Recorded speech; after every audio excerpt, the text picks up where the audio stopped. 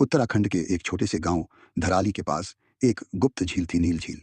यह झील साल के अधिकतर समय धुंध और बर्फ से ढकी रहती थी। गांव के बुजुर्गों का कहना था कि इस झील में कोई रहता है, कोई इंसान नहीं, कुछ और। रवि, एक युवा फोटोग्राफर, गांव में अपने दोस्त के कहने पर आया था। वह रहस्यमयी जगहों की तस्वीरें लेना पसंद करता था।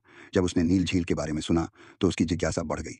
गांव वालों ने उसे मना किया, लेकिन रवि ने तय किया कि वह झील तक जरूर जाएगा। सुबह सुबह रवि अपने कैमरे के साथ निकल पड़ा। बर्फ से ढके रास्तों को पार कर कई घंटों की चढ़ाई के बाद वह झील के किनारे पहुंचा। झील बिल्कुल शांत थी, इतना शांत कि लगता था जैसे वक्त थम गया हो। तभी अचानक झील के बीचों बीच एक नीली रोशनी चमकी। रवि ने कैमरा उठाया, लेकिन उसकी बैटरी अचानक खत्म हो गई। वह हैरान रह गया, क्योंकि उसने सुबह ही बैटरी चार्ज की थी। रवि को किसी के कदमों की आवाज सुनाई दी। वह मुड़ा, लेकिन वहां कोई नहीं था। झील की सतह से जैसे किसी ने उसका नाम पुकारा, रवि। वह डर गया और वापस मुड़ने लगा, लेकिन उसके कदम जैसे जम गए हों। तभी झील में से एक आकृति उभरी, एक नीली पारदर्शी स्त्री जैसी छवि, जिसकी आंखें चमक रही थीं। तुमने मुझे जगा दिया है, वह बोली। अब तुम्हें रहस्य के साथ जीना होगा, या यहीं रहना होगा। अगली सुबह गांव वाले रवि को ढूंढने निकले। उन्हें उसकी कैमरा बैग झील के पास मिली, लेकिन रवि नहीं मिला।